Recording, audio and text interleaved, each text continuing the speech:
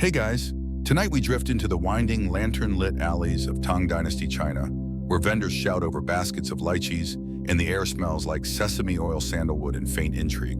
You're somewhere near Chang'an, the empire's pulsating capital, though you've long since given up trying to remember which gate you entered through. It's early evening, and crowds surge in gentle waves, merchants, scholars, performers, even a goose or two spilling down narrow lanes carved with centuries of footsteps.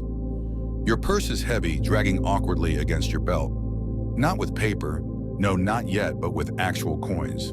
Metal jingles, clanks, and digs into your hip bone every time you shift. You're pretty sure it's reshaped your pelvis. You eye a rice dumpling stand, but think better of it. You'd have to unlace half your robe just to pay. Nearby, a young man folds a sliver of mulberry paper with exaggerated care. He slips it across a low, lacquered counter to a fishmonger who doesn't even blink. No exchange of coins, no weighty clunk, just a nod. The man walks away with two fresh river carps swinging from a reed string. You blink. What just happened? This is your first real encounter with what locals are whispering about fei qian, or flying money. It's not magic, though it might as well be. These papery slips, witnessed casually here under the dusk glow of oil lamps, are the seeds of a revolution that will outlive emperors and echo across continents. So before you get comfortable, take a moment to like the video and subscribe, but only if you genuinely enjoy what I do here. And hey, tell me where you're listening from tonight. What time is it there? Midnight in Manila, 3 a.m. in Minneapolis. I love seeing how far these sleepy stories travel. Now dim the lights, maybe turn on a fan for that soft background hum, and let's ease into tonight's journey together. You tuck yourself deeper into the rhythm of the market as if your body knows before your brain does something big is about to change. This is the Tang Dynasty at its most confident trade, booming poets, drunk bureaucrats, even drunker. You pass stalls selling lacquer boxes, medicinal herbs, bronze mirrors, and peacock feathers dyed pink. Coins clink always, but more and more, you're catching the sight of folded notes tucked inside sleeves exchanged with sly nods. Whispers call it safer, lighter, faster. You overhear someone claim it's more civilized, though he's wearing a pigeon feather in his beard, so jury's out. Still, there's something undeniably modern about it all. Paper, with value, as if trust itself could be printed. Historians still argue whether it was really the Tang court that started it all, or if Buddhist monasteries were already scribbling credit lines decades earlier, quietly revolutionizing trade while also perfecting tofu recipes. But here on the streets of Chang'an, it feels like you're watching coins die and a strange new creature rise in its place. Someone bumps into you hard. You instinctively clutch your coin pouch only to realize it's already gone. You spin, but the crowd is too thick. Somewhere a child is laughing. Your dumpling money, gone. A nearby vendor eyes your panic. Try paper next time, she says dryly, flicking open a fan with a practiced snap. You sigh. Maybe she's right. At least paper doesn't leave bruises on your hip. A breeze kicks up rustling robes and awnings, sending red paper lanterns swaying above.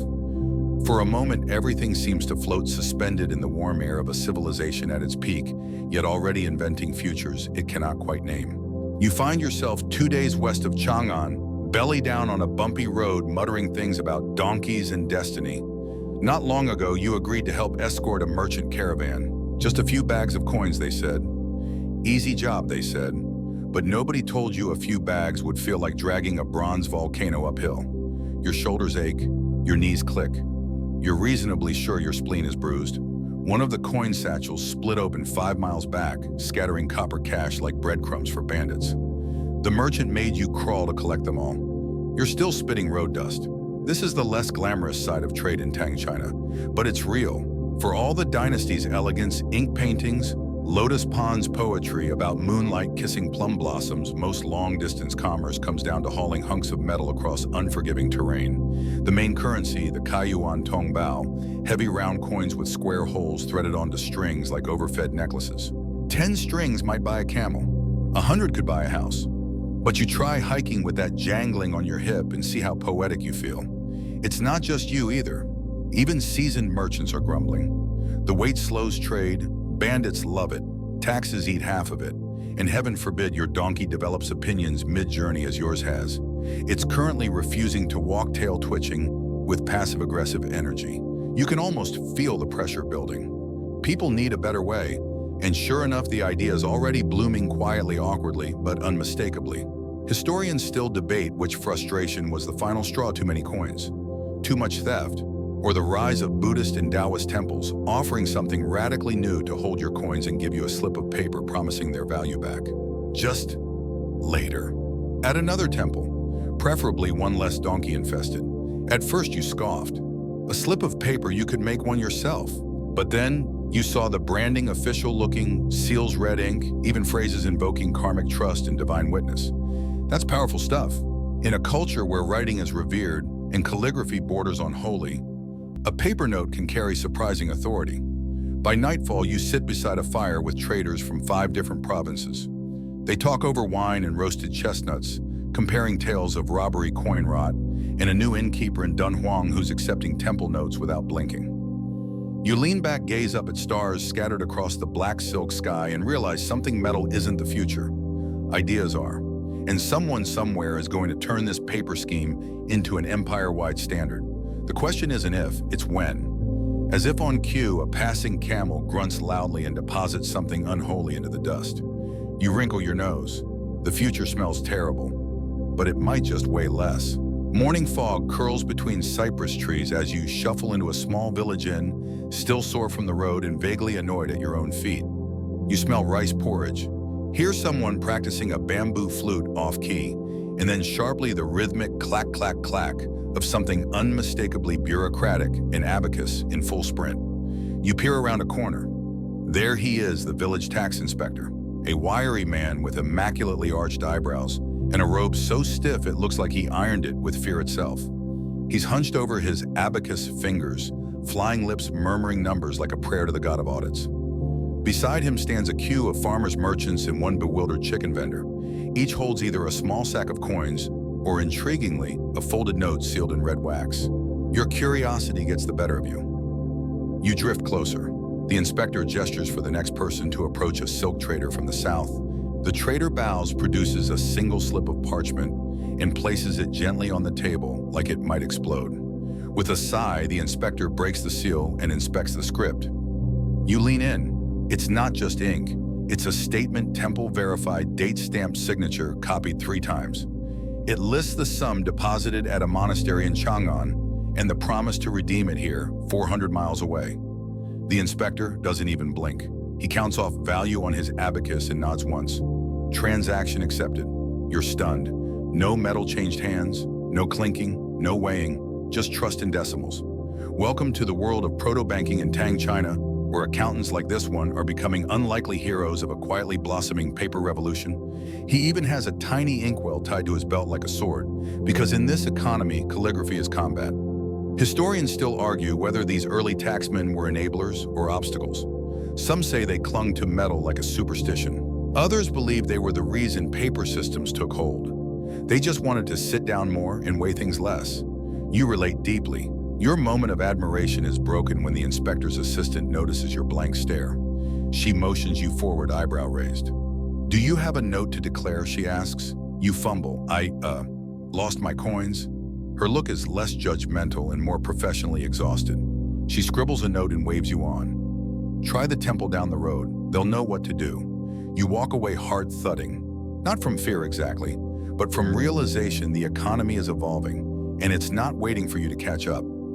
Outside, a cart passes its drivers humming, while a bundle of paper notes flutters beside him. You shake your head. The world is folding itself into something new and you're holding nothing but calluses. You step through the gates of a modest building, tucked behind a line of cypress trees. It looks like a temple's sloped roof bell tower. Faint smell of incense, but the energy inside isn't spiritual. It's financial. Low counters stretch across the hall. Scrolls and ledgers line the walls. Scribes with ink-stained sleeves shuffle paper like it's prayer. There's a hush here, but not the devotional kind. More like the soft silence of concentrated arithmetic. You've stumbled into an early draft house, the ancestor of the modern bank, though nobody calls it that yet. Here, words matter more than coins. You see a nervous merchant slide forward a statement, and the clerk reads it with the reverence of a monk handling scripture. He nods, stamps the paper with red ink, and hands back a fresh draft, a neat little rectangle of promise backed by reputation and silk reserves. It's not money exactly, but it behaves like money, which for most people is close enough. You edge closer to watch. The drafts are elegant handwritten, sealed, often perfumed. Some have golden brushwork. They don't look like instruments of trade. They look like wedding invitations. And yet in the streets beyond, they'll buy you everything from a duck to a divorce. Historians still debate whether these places were purely secular ventures or spiritual hybrids. Some temples issued notes for convenience, yes, but also claim moral credit for easing the burdens of merchants. Others suspect this was just a very polite form of capitalism in robes. Either way it works. A clerk approaches you, eyes scanning your dusty robes, your empty coin pouch, your slightly ashamed posture. Seeking a draft, he asks gently. You nod. He leads you through a quick ritual deposit form witness mark confirmation chop. Then comes the parchment, the flick of the brush, the flicker of your future changing shape. The moment he hands you your first note, you feel it lighter than coin, heavier than air. Power you can fold into your sleeve. You step back into the street with nothing but a scrap of mulberry paper, and yet you walk taller, like you're part of something cleverer than yourself. Like you're in on the joke history will tell, and somewhere behind you, bells chime gently, not for prayer, but for the closing of a very profitable day. Your donkey hates you. This is not new information, but it's especially obvious today as it stands perfectly still in the middle of a narrow bridge and refuses, flat out refuses to move. You've pleaded, pushed, offered, dried apricots, and even whispered sweet nothings, but the beast is unmoved. Literally, the cause of this dramatic protest. The coin bags strapped to its sides. They're bulky, they clank, they dig in. And your donkey, with the theatrical flair of a retiring opera singer, has decided it's had enough of hauling bronze burdens across the empire. You sigh, lean on the rail, and gaze at the river below. Somewhere down there is your patience floating downstream. It's moments like this that make the appeal of paper money utterly obvious. A single folded draft could replace all those coins. No sagging leather bags, no metallic bruises, no mule mutinies. The Tang economy, after all, is a sprawling marvel, spices from the South jade, from the West silk, from everywhere. But it's weighed down by the very system meant to support it. Coinage is noble, sure, solid, trustworthy, but it's also exhausting. You hear stories. In Luoyang, one merchant famously chartered a separate ox just to carry coins for a single silk purchase. In the north, a caravan once paid more in lost coin weight thanks to potholes and pickpockets than they did in taxes. It's not sustainable. It's barely tolerable. Historians still argue whether the people or the state pushed harder for the shift to paper. But what's clear is this: the metal was becoming a metaphor of an outdated system, a creaky skeleton under too much muscle. As your donkey begins to nibble weeds out of sheer spite, you remember something from last night's tavern. A grizzled trader had grumbled over his rice wine. Coins are honest, but they'll break your back. Then he'd pulled a slip of parchment from his sleeve and paid without a rattle. You didn't think much of it then. But now, standing here with a donkey performing civil disobedience on a bridge, you understand. Sometimes evolution starts not with grand ideology, but with a single fed-up animal. You unpack the heaviest satchel and toss it into the bushes. Not the smartest move financially, but spiritually. You feel 10 years younger. Your donkey finally snorts, adjusts its stance, and begins to move again slowly with dramatic pauses between each step, but moving. You follow paper draft tucked inside your robe and whisper, "Next time we go cashless." The wind is dry, the tea is hot, and the man across from you just handed you a piece of paper worth more than your entire wardrobe. You're not offended. Your wardrobe is mostly road dust and regrets, but still, it's a moment. You're in a roadside tea house halfway between two provincial capitals, seated beside a minor silk baron with a fondness for riddles and oily dumplings. He's just handed you a letter of exchange casually, like it's no big deal. To him, maybe it isn't. To you, it's like holding a dragon egg made of promises. The letter is beautiful mulberry paper, carefully brushed ink, sealed in gold wax. It lists a deposit made in a temple 4 cities east and promises that the bearer you can retrieve its full value from a partner temple just 2 days ahead. The amount enough to buy a decent horse, or a very indecent one depending on your lifestyle choices. You raise an eyebrow, and they'll just give me the money. He nods, sipping his tea. As long as you don't spill soup on it. You tuck the note into your robe like it's a newborn sparrow. This, you realize, is the quiet genius of Tang China's early financial ecosystem, the trust network. A lattice of temples, trading posts, and established families, bound not by coin, but by credibility. You don't need to carry copper, just credibility on parchment verified with seals and signatures. The merchant trusts the monks trust the courier, and suddenly so do you. Historians still debate how standardized these letters were. Some claim strict protocols governed the whole system. Others suggest it was mostly vibes and red ink. Either way it worked. Commerce flowed, shoulders sighed with relief. Bandits cursed at the wind. Back on the road, the landscape opens into terraced hills in the low hum of irrigation channels. You walk a little lighter. Your back isn't bent under bronze and your thoughts drift more easily toward poetry perhaps, or soup that doesn't taste like it was strained through a boot. At a checkpoint, an official stops. You seize the seal on your letter and waves you through. No bribes, no inspection. Just the power of paper reputation. You try to look unimpressed, but you're already planning how to brag about this to your donkey. By nightfall, you've reached the next temple. Lanterns glow, bells chime. A clerk reads your note, nods, and disappears into a side room. Moments later, he returns with a leather pouch. Inside coins, actual physical money. You don't even touch it. You just smile, thank him, and ask for another draft. It's official, you're hooked. The wind is dry, the tea is hot, and the man across from you just handed you a piece of paper worth more than your entire wardrobe. You're not offended. Your wardrobe is mostly road dust and regrets, but still, it's a moment. You're in a roadside tea house halfway between two provincial capitals, seated beside a minor silk baron with a fondness for riddles and oily dumplings. He's just handed you a letter of exchange casually, like it's no big deal. To him, maybe it isn't. To you, it's like holding a dragon egg made of promises.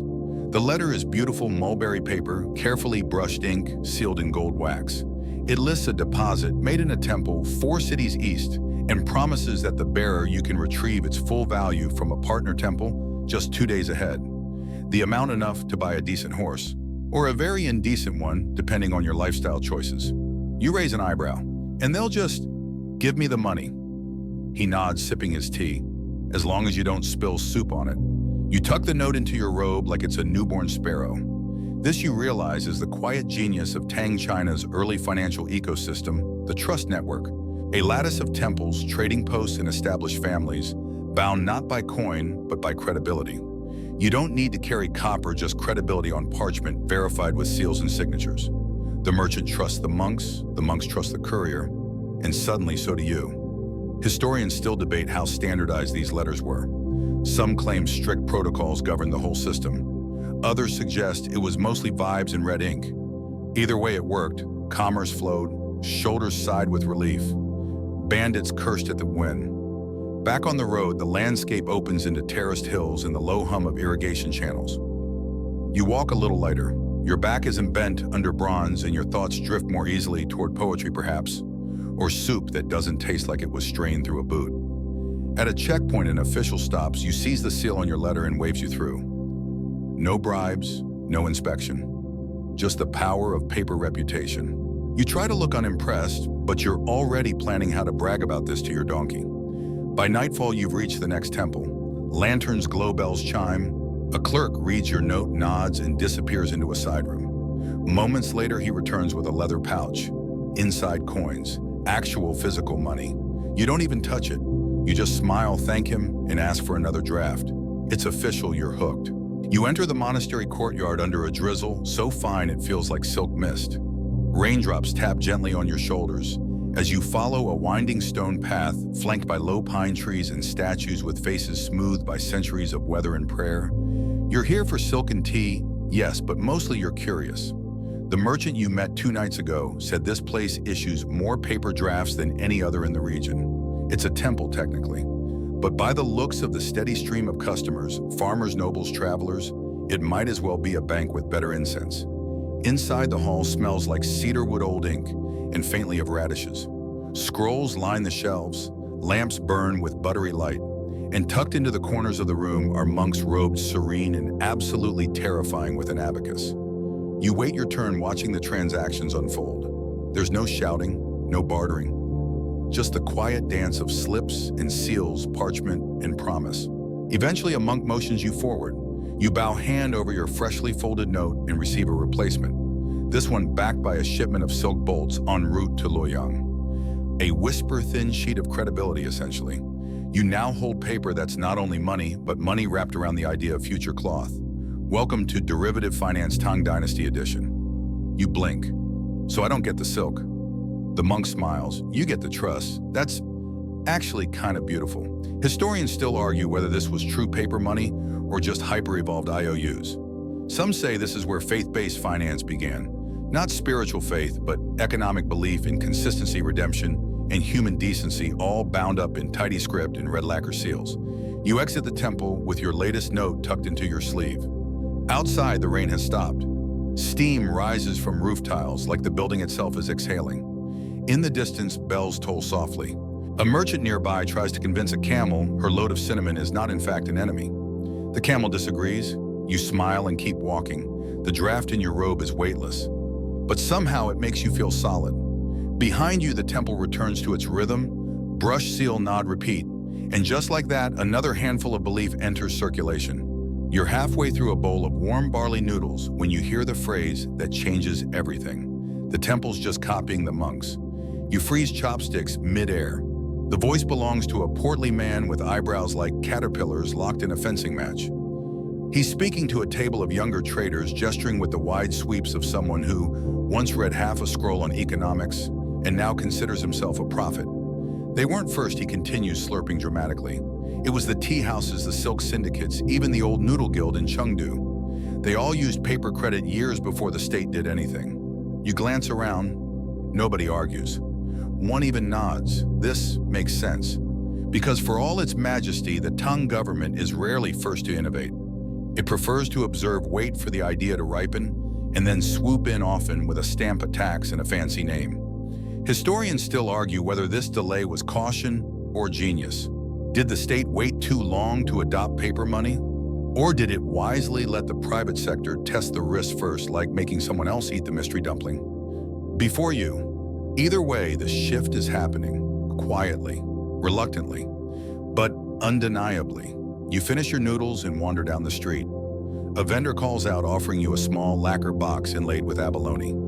You like it. You reach into your robe and hesitate should you offer paper. You do. The vendor squints at your note, sniffs it for some reason, then shrugs. Fine. Just like that, the exchange happens. No scales, no clinks, no awkward fumbling with coin strings that tangle like cursed jewelry. You feel efficient. The box is yours. The note is theirs. And the economy inches forward. Around the next corner, a small shrine has been converted into what can only be described as a side hustle. A teenage monk barely old enough to shave is seated at a table beneath a sign reading, "Note authentication by donation." He waves at you with ink-stained fingers. You grin. This is how it spreads, not through decrees, but through daily transactions. Through kids with brushes and bored monks who've turned accounting into enlightenment. Somewhere high above this street, officials are probably debating how to regulate it all. But down here on the ground, it's already too late. Paper is winning. You're standing outside a government office, squinting at a notice pinned to the wall. The ink is still fresh, the characters bold and imperious. It's an imperial edict, and it's about money, specifically paper money. You read it once, then again. The message is unmistakable. What temples and merchants have been doing in back rooms and courtyards is now being swept into the sunlight. The government is stepping in. They're calling it flying money feiqian, a term you've heard whispered before but never seen stamped with the crimson seal of the throne. It sounds poetic, sure, but also slightly sarcastic, as if even the court isn't quite convinced it's real. Still there, it is official policy. Citizens may now use approved drafts in place of actual coins, especially for tax payments and long-distance trade. Conditions apply, of course. There are seals, expiration dates, approval protocols, and probably someone whose only job is to frown at envelopes. You step back and glance around. Others are reading too, some with interest, some with fear, a few with the slightly glazed look of people who never quite recovered from switching to the lunar calendar. You duck into a tea shop to digest this development, both the decree and your third steamed bun. A low-ranking scribe joins your table, invited by the smell of dumplings, or perhaps by fate. You point at the edict. He snorts. The court thinks it invented this, he says between sips of bitter green tea. Truth is, they're just legitimizing convenience, like writing a law that says rice is food. You laugh, then frown. But if it's official now, what changes? The scribe raises an eyebrow. Everything and nothing. Paper gains prestige. Bandits get annoyed.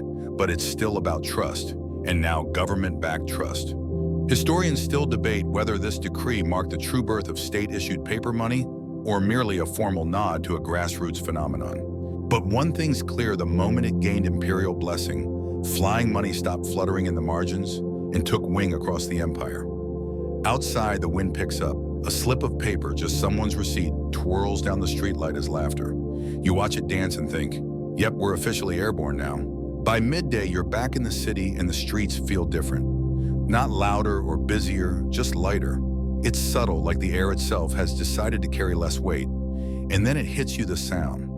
No clinking. You stroll past spice stalls and silk vendors, and the usual metallic chorus of coins is missing. Instead, there's the soft rustle of paper being unfolded, the creak of wooden counters, and the steady thump of red ink stamps.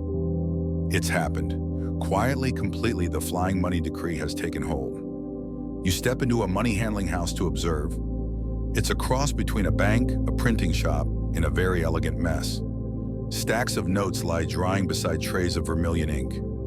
There's a man in the corner muttering about watermark placement like it's a matter of national security. You watch as a merchant receives a fresh draft delivered not by hand, but by courier tied with silk ribbon and sealed like a love letter from a very serious emperor. It's gorgeous, and worth more than your monthly dumpling budget. The merchant checks the calligraphy, nods, and accepts. Just like that. This is the moment it all becomes real. Before, paper money was a clever workaround. Now it's the empire's official script of trust. Historians still argue over the edict's wording. Did it imply permanence? Was it a stopgap during coin shortages? Was the emperor fully on board, or just humoring his bureaucrats? What's not debated is the result: trade exploded. So did demand for ink-skilled calligraphers and special mulberry paper. Some artisans became celebrities, famous not for poetry or painting, but for creating the money that kept cities breathing. And with every draft printed, the Tang Dynasty stepped further into the future. Back outside, you spot two children playing a game where they stamp each other's palms and pretend it's valid currency. One offers her doll for 10 clouds of trust and the other laughs, then drives a hard bargain 12, and you throw in the goat hat. You smile. It's already cultural. A few stalls down, an elderly man sells charms against counterfeiters. He promises his amulets detect fraud with 70% accuracy and mild judgment. You almost buy one, for science. By the time the sun sets, you've made 3 purchases, all with paper. The clink of coins still lingers in your memory like an old song, but you don't miss the wait. You miss your donkey even less. That night, you fold your newest note into a square, tuck it beneath your sleeping mat, and drift off thinking, funny how the lightest thing in the room now holds the most power. You wake to shouting, urgent panic, the kind that makes you instantly regret not sleeping with one shoe on. You scramble outside into the alley just in time to see a man flinging folded bits of parchment into the air like flower petals. He's running. People are chasing. A shopkeeper screams, "Fake, they're all fake." You blink. You rub your eyes. You blink again. Counterfeiters. Of course. The moment anything gains value, someone somewhere decides to forge it. And paper is an artist's dream in a forger's playground. Ink dries fast. Seals can be faked. And unlike coins, there's no satisfying heft to judge. You pick up one of the discarded notes. It looks fine. To your untrained eye, it could have passed. But then you notice the seal is smudged, the calligraphy uneven. And oddly, the monk's signature says, Bob. Suspicious. Inside the tea shop where you'd been promised a quiet breakfast, chaos brews like oversteeped oolong. A merchant is yelling at the clerk, who insists her note is real. A guard arrives and starts comparing seal patterns with the intensity of a birdwatcher spotting a rare crane. Historians still argue whether this era saw widespread fraud or just isolated scams blown out of proportion by terrified officials. What's undeniable is that counterfeit currency soon became the empire's favorite new crime. Low risk, high reward, and only mildly frowned upon if you were caught wearing robes with extra pockets. You overhear one scribe mutter, "Back in my day, money couldn't be folded." Another adds, "Back in my day, we paid with rice and respect." You slip away before someone accuses you of being Bob. By midday, anti-forgery posters begin appearing on walls, detailed diagrams of real versus fake seals handwriting, samples, even a warning about drafts that smell like fish. Apparently, one batch was printed on repurposed scrolls from a failed fish market. Ironically, the crackdown only increases the value of authentic notes. People become choosier, inspecting every crease and brushstroke like they're deciphering ancient prophecy. But that's the price of progress. Where there's innovation, there's imitation. And imitation, sloppy or not, is still a kind of flattery. Right. That night, you buy dumplings with a freshly verified draft. The vendor holds it up to the lantern light, sniffs it, then finally nods. Not Bob's. You exhale. Just before sleep, you scribble, "Don't trust goats named Bob," into your travel journal. A lesson for the road. The print shop smells like thunder trapped in wood. Not literal thunder, of course, but something close: ozone and damp ink, the tang of scorched paper, and hurried craftsmanship.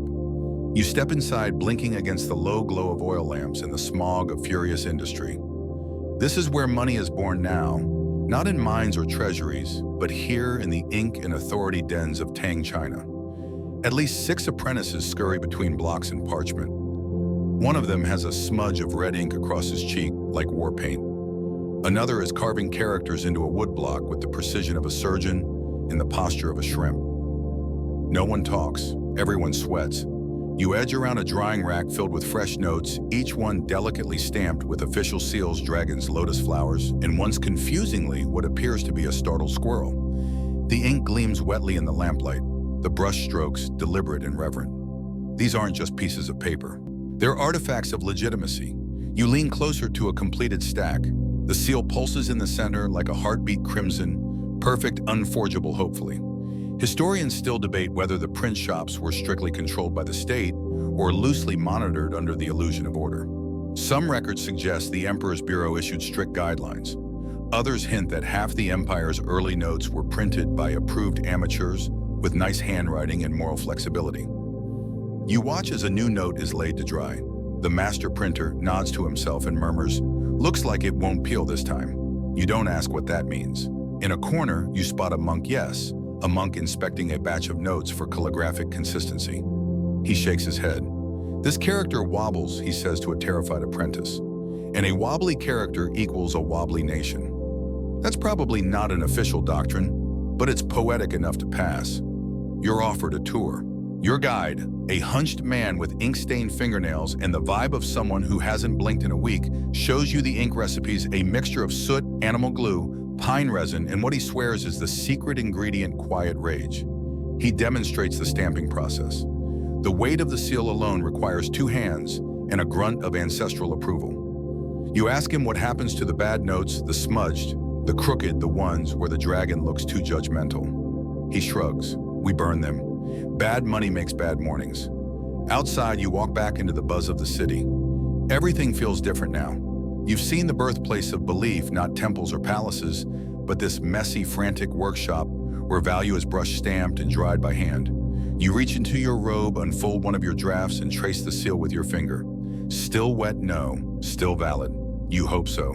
Still magic? Absolutely. It begins with a whisper, "Silk is better." You're in a wine shop just past dusk where lanterns cast flickering halos, and the air smells like plum sweat and ambition. A group of merchants is deep in debate, voices low but animated, their sleeves embroidered with the kinds of thread that shout old money in a polite whisper. One of them, a woman with rings on every finger, leans in and says it again. "I'd rather take silk bolts than these fluttery notes. At least silk won't dissolve if you sneeze on it." Laughter follows, but it's nervous. Paper money, for all its convenience, still makes people itch, because behind every note is a question: what backs it? In this case, the answer is silk, not just metaphorically. Many early notes, especially before full state standardization, were backed directly by warehouse inventories, bolts of silk, bundles of tea, even sacks of rice.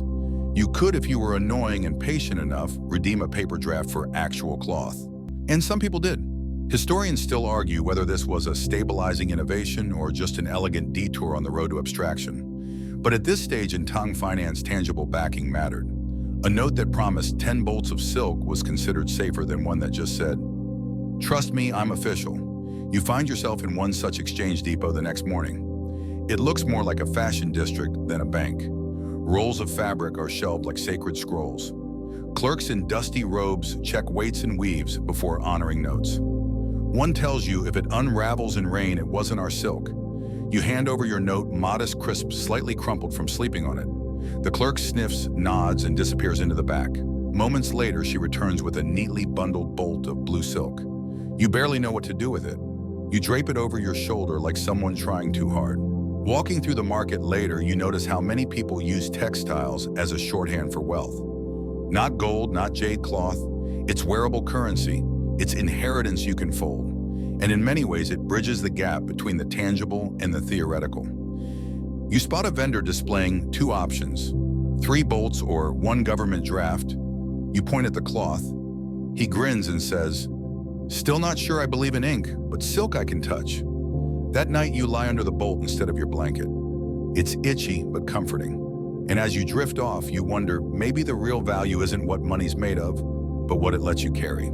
You're halfway down a dusty mountain path when a horse thunders past you, trailing dust and an expletive shouted in classical Chinese.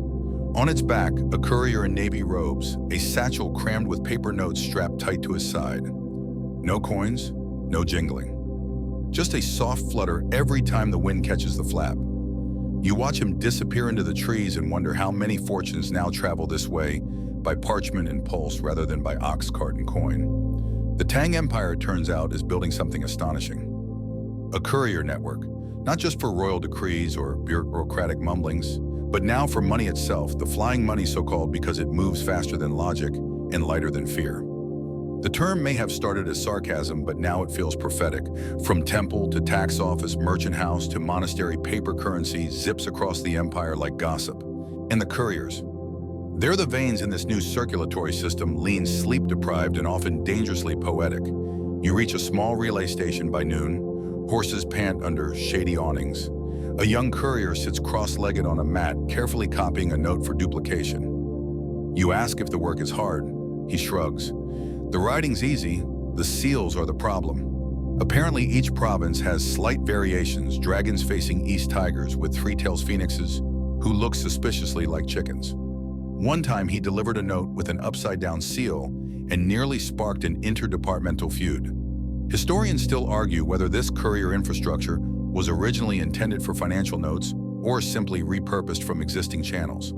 But there's no question that by now, paper currency has hitched a ride on the empire's fastest roads. Later at a tea stop, you overhear 2 couriers trading horror stories. One was chased by bandits and had to swallow a draft whole. The other lost a pouch in a river and forged a copy from memory, earning a week in detention and a lifetime supply of side-eye.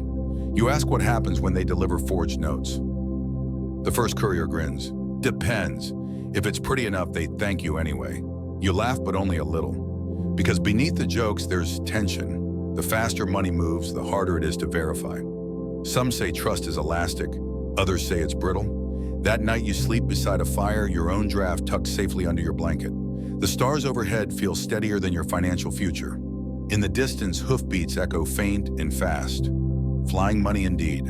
You wake to chaos and coughing. The village elder is pacing in the square, waving a wrinkled scroll and shouting at a younger man who appears to be trying very hard not to laugh. Nearby, a small crowd has gathered. Most of them chewing breakfast dumplings with the guilty energy of people enjoying drama before 9 a.m. You inch closer and catch the gist.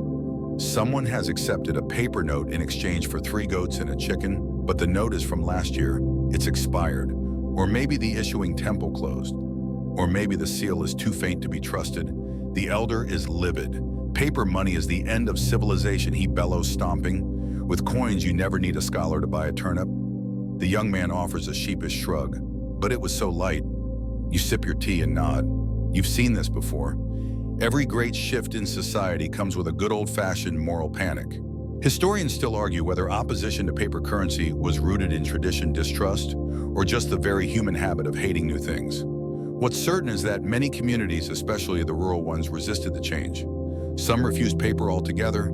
Others accepted it only if accompanied by a physical handshake, a witness, or a goat sniff test. Back on the road, you pass another town with a new sign, coins preferred. Paper must smell like incense, noted. At a tavern, an old scholar corners you with a heavy sigh. Paper, he declares, is for letters, not livestock. You try to argue, but he's already listing examples of collapse by ink, the fall of trust, the rise of theft, and that one time someone used a fake note to buy an entire donkey caravan and vanished into the hills. To be fair, that guy was a legend. Still, there's no stopping the shift. Even here in pockets of grumbling resistance, people carry the notes. They complain, yes, but they fold them with care. They mutter about fraud, but still count the zeros. And deep down, they know the future smells like mulberry pulp and red ink. In the next village, a butcher refuses your note until his daughter points out the seals from the same monastery where she gets her dumplings blessed. He blinks, nods, and takes the money. Progress one awkward family endorsement at a time. By nightfall, you reach an inn where payment is accepted only in paper. The innkeeper, a former monk with the patience of a rock, tells you coins attract thieves. Paper attracts the clever. I like clever. You smile and hand over your note. He inspects it, taps it twice against the table, and nods. You look like someone who reads footnotes, he says. Upstairs, second door. You sleep soundly that night, wrapped in linen. Your trust light is paper folded neatly beneath your pillow. You're strolling through a forest path just before dawn when a twig snaps behind you. You freeze. Out of the trees step three men, dusty, unshaven, and smiling in that distinctly bandit-esque way. One even has the decency to wear a black scarf across his nose, like he read the How to Be a Thug manual cover to cover. They say nothing, just gesture. You sigh slowly, untie the pouch from your belt, and toss it forward. One of them catches it. He opens it, expecting coins. Instead, he pulls out folded parchment. Silence. He unfolds a draft, squints at the calligraphy, then looks at you as if you've handed him a riddle written by a very pretentious cat. This is money, he asks. Better, you say. Lighter. The leader frowns. We can't eat this. True, you nod. But you can trade it for food, or horses, or a bath. The men huddle. You consider running, but your legs are currently too full of adrenaline and treason. Finally, the bandits return.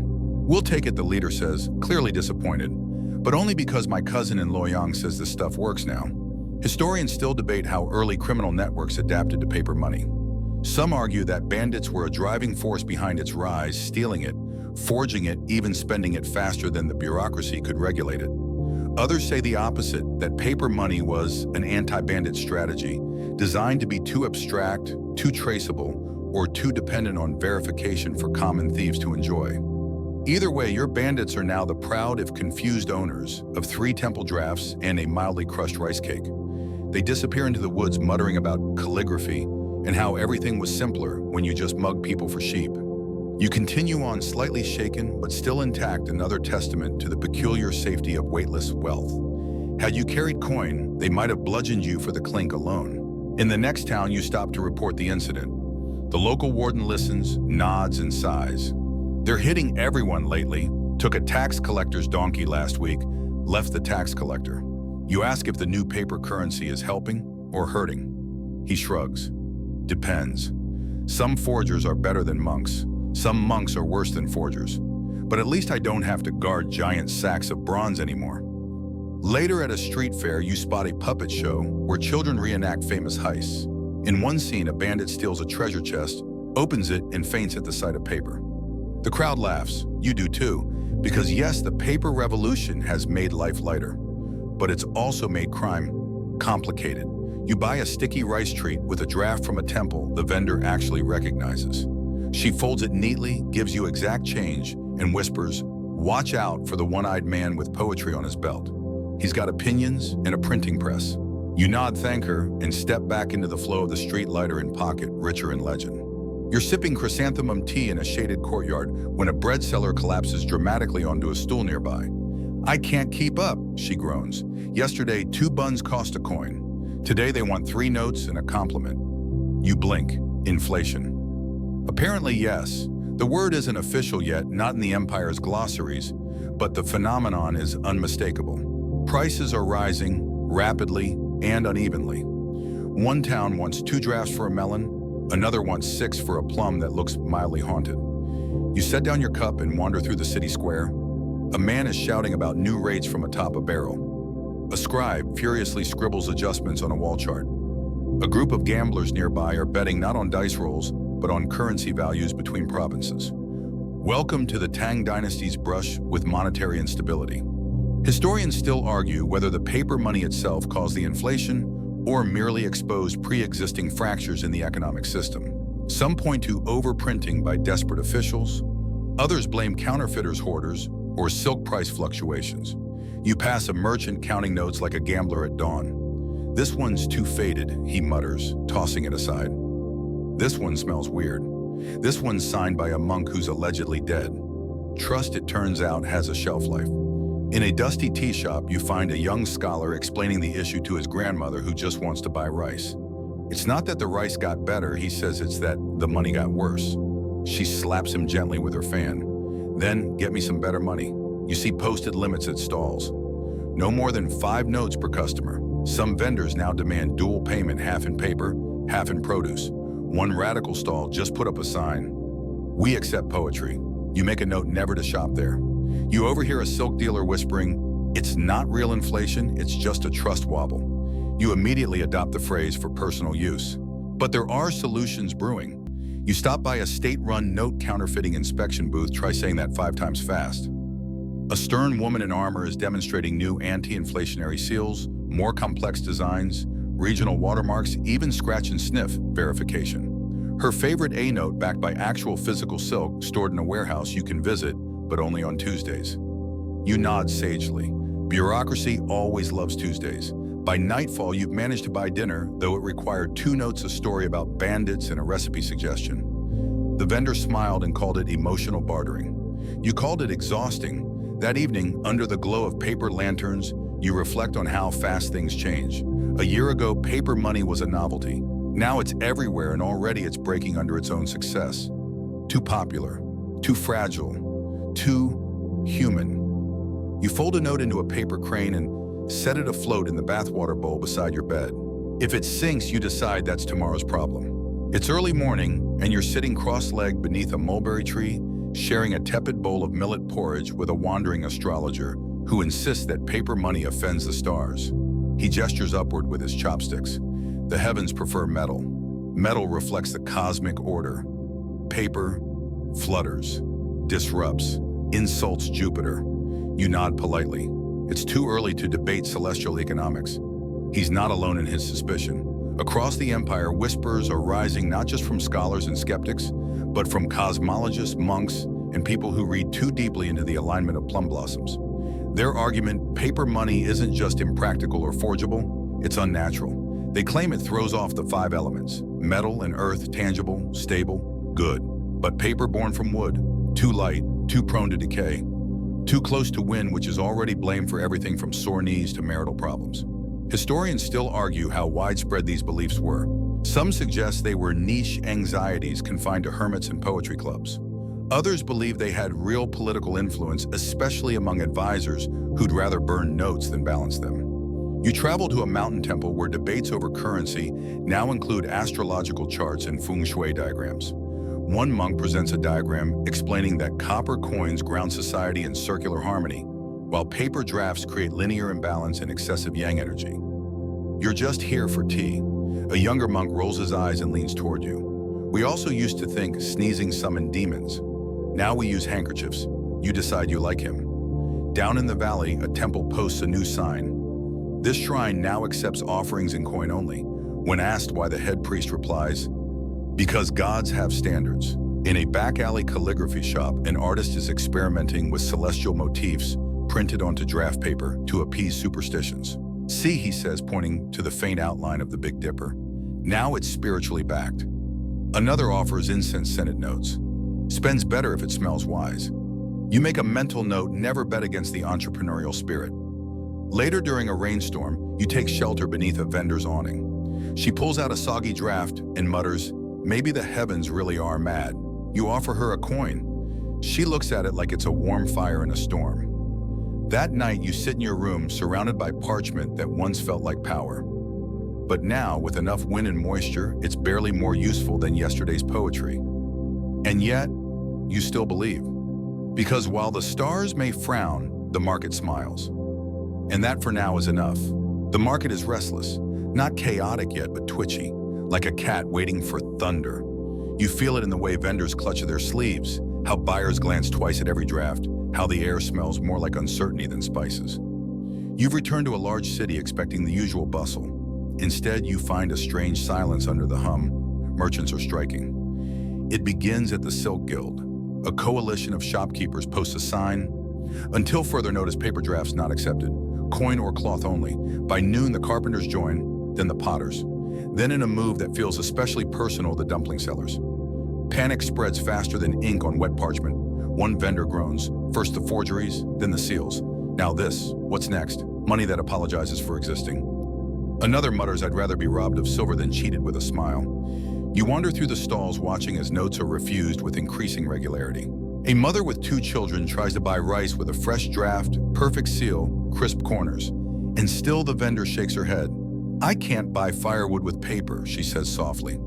Historians still debate how widespread these merchant rejections were. Some call them isolated acts of rebellion. Others argue it was the first collective movement against state-backed abstract currency. But one thing is certain: confidence had cracked. In a tea house, a government official attempts to pay with a draft. The owner, nervous but firm, asks for coin. A long silence follows. Then awkwardly, the official pulls out a single copper string and mutters, "Don't tell anyone." It's almost funny. Almost. By late afternoon, you reach the river docks. Boats once loaded with bolts of silk and scrolls of drafts now sit half full. Traders shout at each other in 5 dialects, and every second word seems to be either value backing or an extremely colorful insult involving goats. Then, as if on cue, a courier gallops into the square and posts a new decree: revised seals now available. Drafts issued before the solstice may be revalidated. The crowd groans, some cheer. One elderly man starts crying and hugging his money pouch like a long-lost relative. You exhale. It's not collapse. It's not salvation. It's adjustment, the ancient dance between change and resistance. That night at your inn, the innkeeper nods when you offer a draft.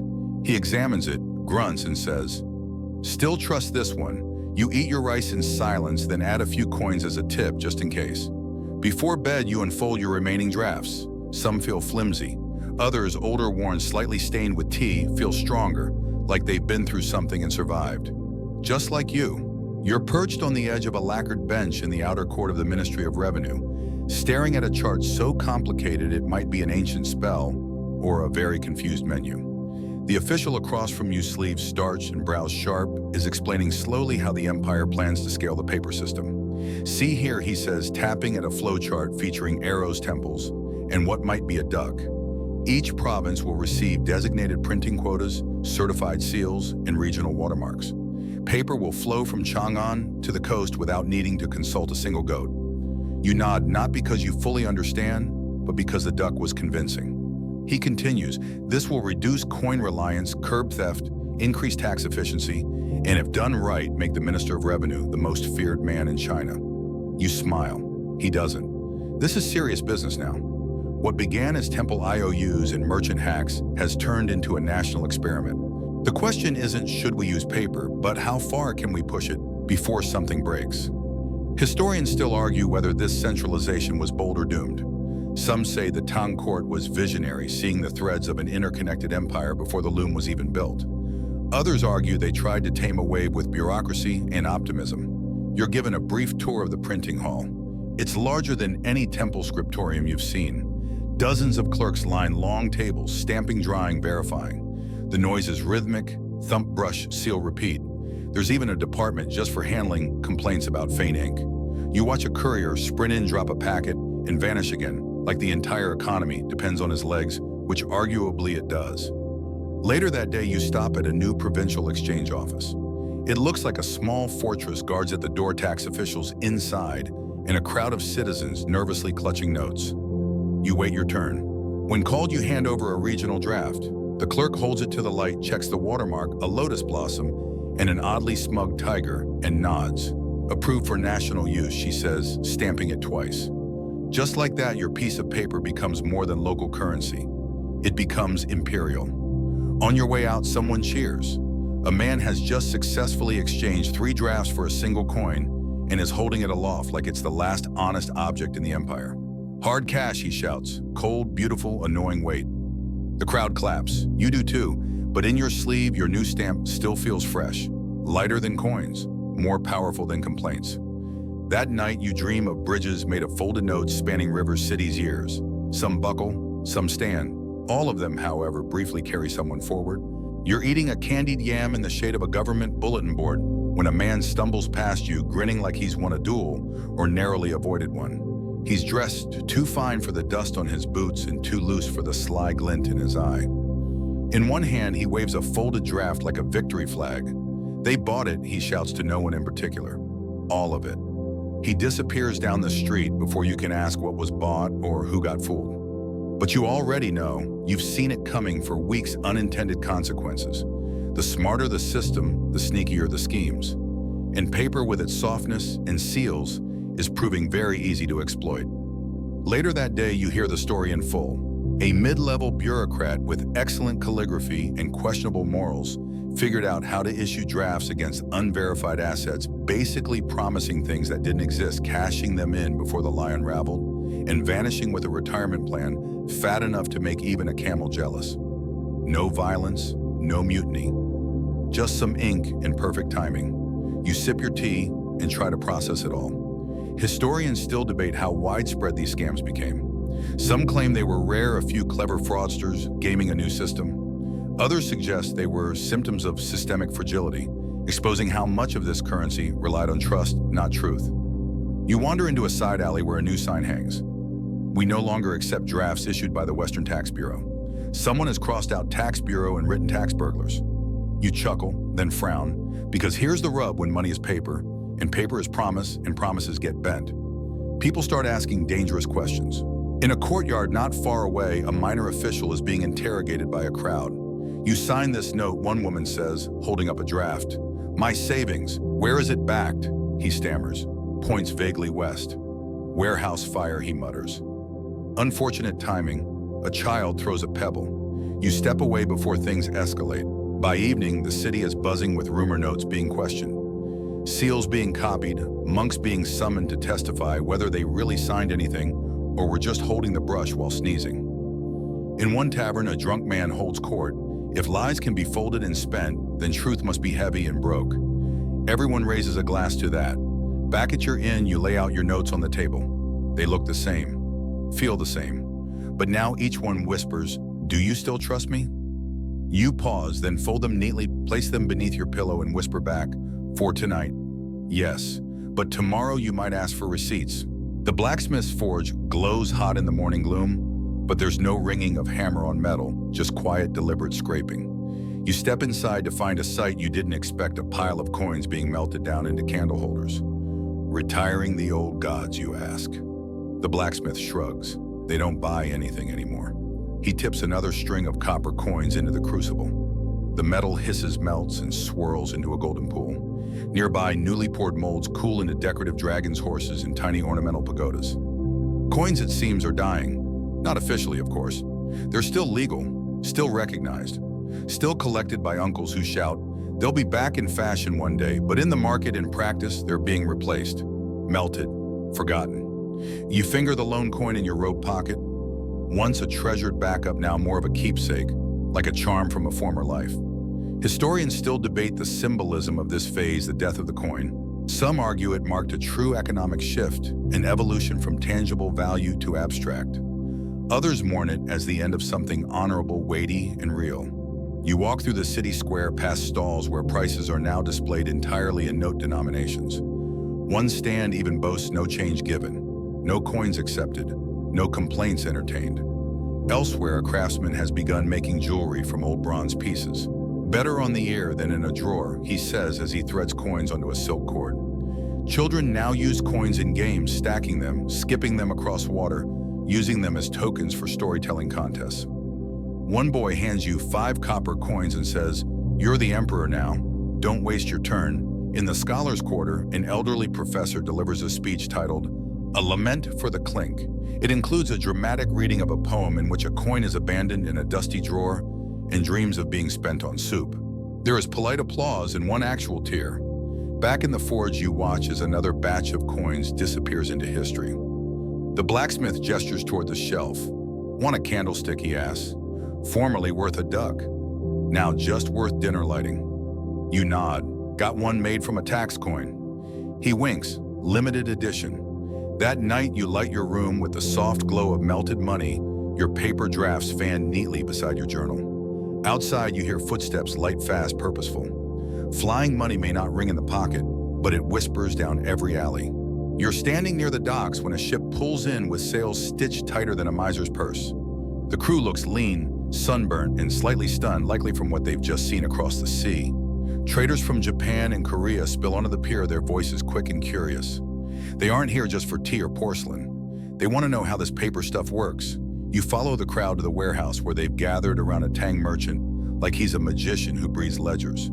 He's holding a slip of mulberry paper and explaining in a mixture of trade pigeon and theatrical mime how you can fold value and send it hundreds of miles, no mule required. A Japanese envoy leans in. No wait, the merchant grins. Only responsibility. Nearby, a Korean scholar sketches the note's layout like he's designing a temple. He mutters, "Imagine tax collection with this.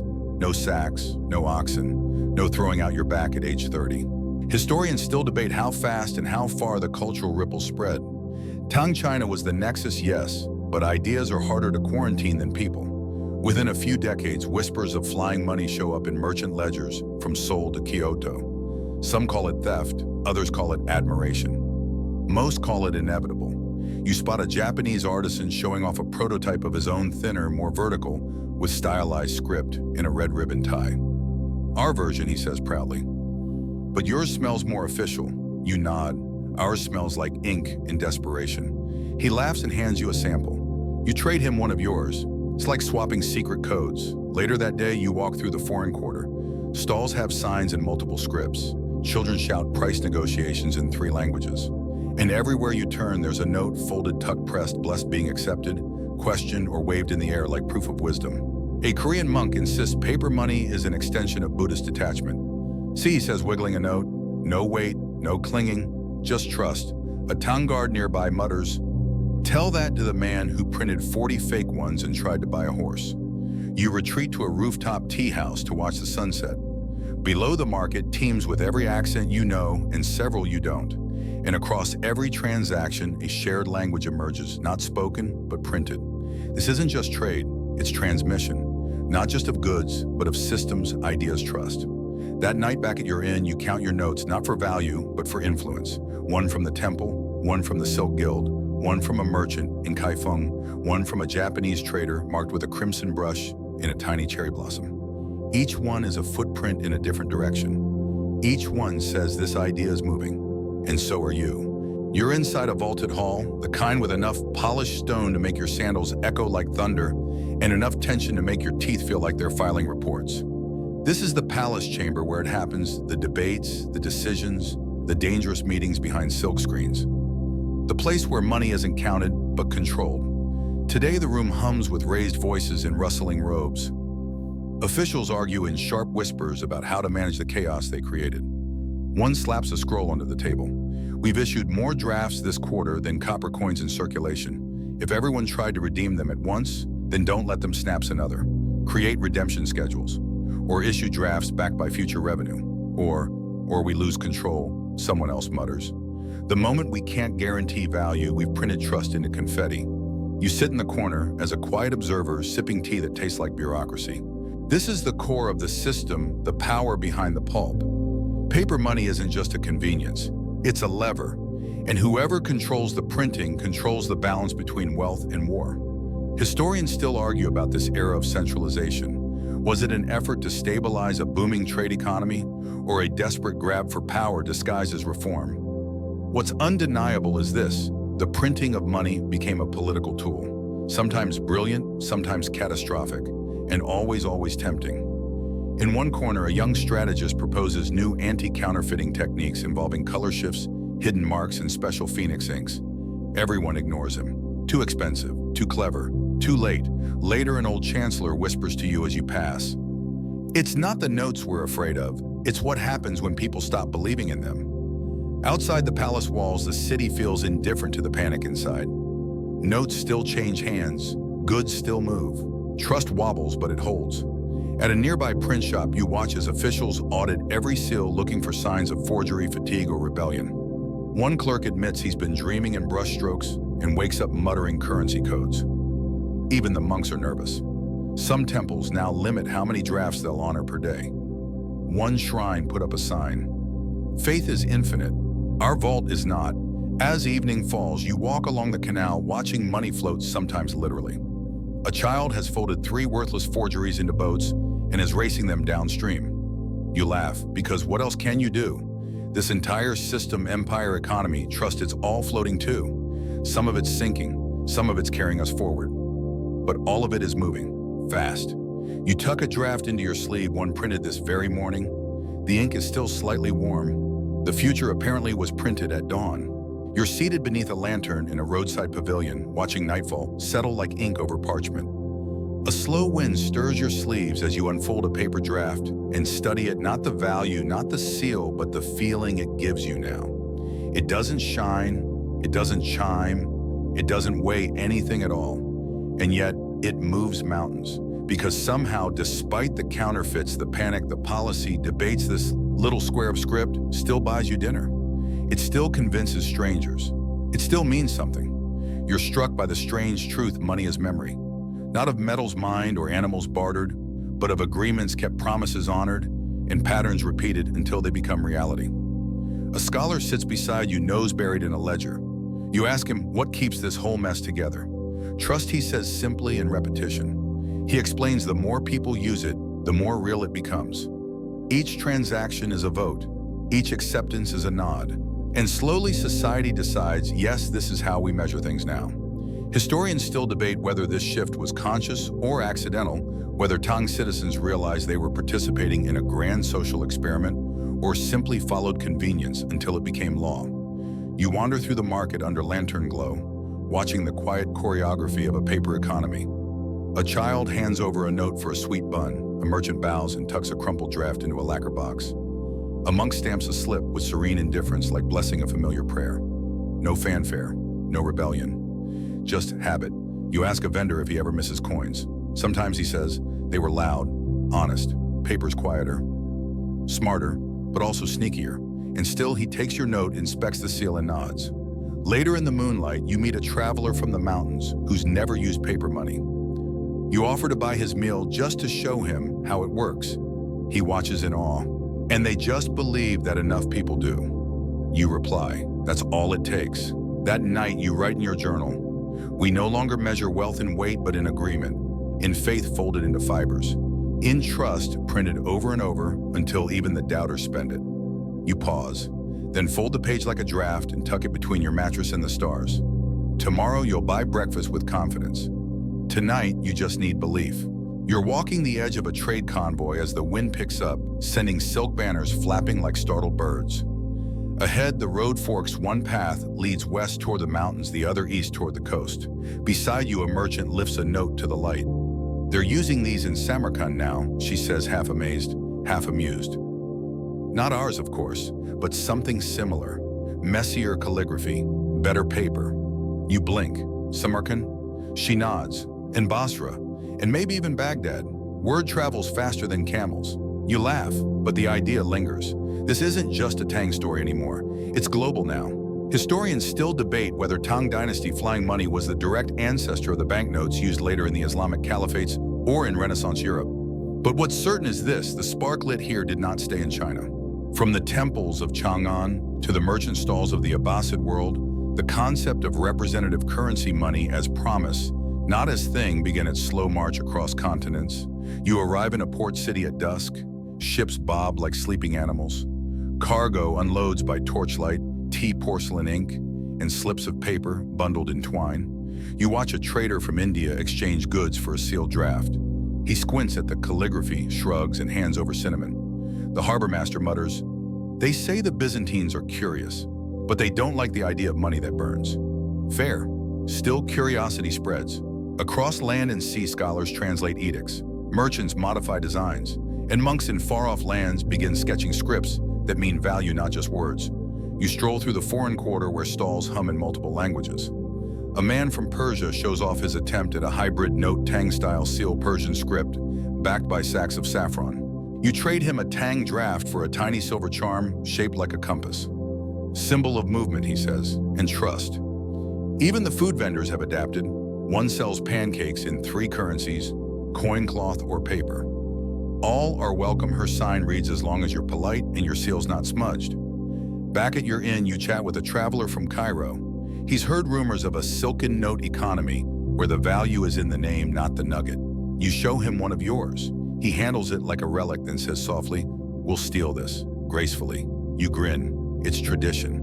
That night you lie beneath unfamiliar stars, hearing 10 dialects flow through the open window, and you realize you're living inside the first global whisper of modern money. Paper, trust, motion, and somehow it all began with a monk, a seal, and a camel too tired to carry coins. The sun is soft and gold when you arrive at the Ming Market Square, centuries later. Though strangely, you don't feel older, just slightly wiser, slightly dustier, and still burdened by curiosity rather than coin. Everything feels familiar and different. The vendors shout the same rhythm, the dumplings still steam like edible clouds, but the paper money in circulation, it's changed. No more hand-painted seals or calligraphy fit for poems.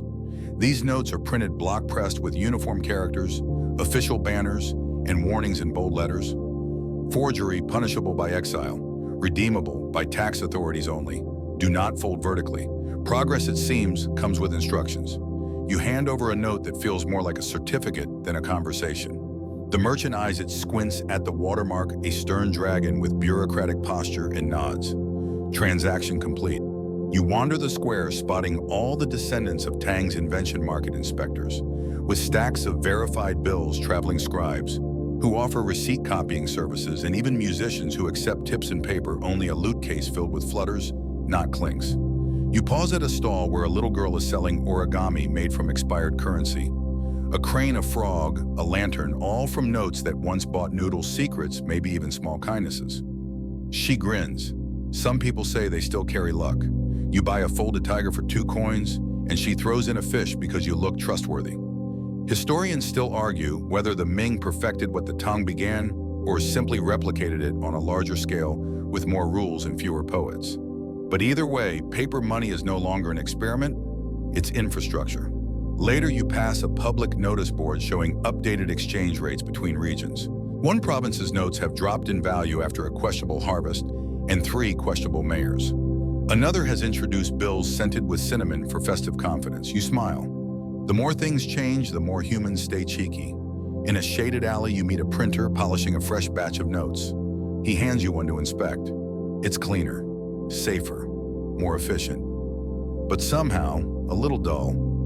You ask if he misses the old ones, the Tang drafts soft with age, spattered with stories.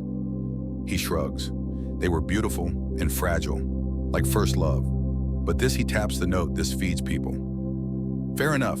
That night, as you sit beneath lanterns shaped like lotus flowers and tax stamps, you realize the revolution you once walked through has become the floor beneath everyone's feet. And the notes, they still flutter like butterflies, but now they carry the weight of nations. It's quiet now. You're sitting by a pond just outside the city, where moonlight pools on the water like spilled rice wine, and crickets debate the state of the universe in staccato chirps. You unfold a draft from your pocket, crease slightly frayed, but still crisp where it counts. And for the first time in a while, you don't see currency, you see a ghost. Not of people, though certainly many have handled this note before you, but of ideas, of systems, of stories that didn't begin with a coin or a king, but with someone choosing to believe in something invisible. This piece of paper is no longer just a means of exchange. It's the echo of every trustful transaction that kept the system afloat. It's the silence between 2 hands shaking. Historians still argue over the legacy of Tang's flying money. Some say it ushered in modern capitalism. Others claim it destabilized economies and created the myth of infinite wealth. But you, here in the hush of the evening, realize it did something subtler. It taught people how to build empires with nothing but belief and a decent seal. You remember a bandit refusing a note because it had no weight, a monk stamping one like it was a prayer, a child folding it into a fish, a man retiring early thanks to a forged one, a baker sniffing hers before giving change. Every fold, every scribble, every stamp and stain is part of the paper's story. You've held it through chaos, calm comedy, and collapse. And even now, it still buys trust. You walk back into town, past homes lit by melted coins, past dumpling stands with price tags and poems, past couriers fast asleep on their satchels of printed whispers. Someone passes you on the road, young, wide-eyed, holding a fresh note with two hands like it might bite or bless them. You smile. You once looked like that. Because money, as it turns out, isn't just a system. It's a mirror showing what a society honors, fears, protects, and dares to invent. And as you near your inn, the wind picks up gentle and soft, rustling your robe and fluttering the draft in your sleeve. It doesn't weigh much, but it has carried everything. You return at last to where it all began, a sun-dappled square in Chang'an, the city that once breathed bronze and now hums with parchment. You recognize nothing and everything. The stalls are new, the vendors younger, the jokes fresher somehow. But the rhythm, the gentle rustle of trust being handed over in folded slips, remains exactly the same. You wander slowly, tracing old steps. There's a tea stand where you once saw a merchant accept a note like it was sorcery. There's a lantern shop that refused paper for 3 years before finally caving just to shut the cousins up. And in the center of it all, a stall where an elderly woman is selling Tang-style money notes, replicas, she says, but printed with the original blocks. You buy one. Of course you do. The ink smudges slightly on your fingers like it's remembering the hands of 1,000 strangers. You ask her if anyone still uses the old ones. She smiles. Only dreamers. The sun begins to dip, casting long shadows over the square. A breeze lifts a few lightweight bills into the air, spinning them like leaves caught between then and now.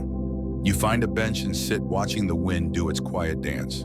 Because this isn't just history, it's a loop. Paper money began here as a strange new trick, a way to carry value without breaking your back or your donkey. It sparked wonder, resistance, panic, poetry, crime, art, empire, and now it lives on in every card swipe, every bank transfer, every transaction where nothing tangible changes hands, but everything else does.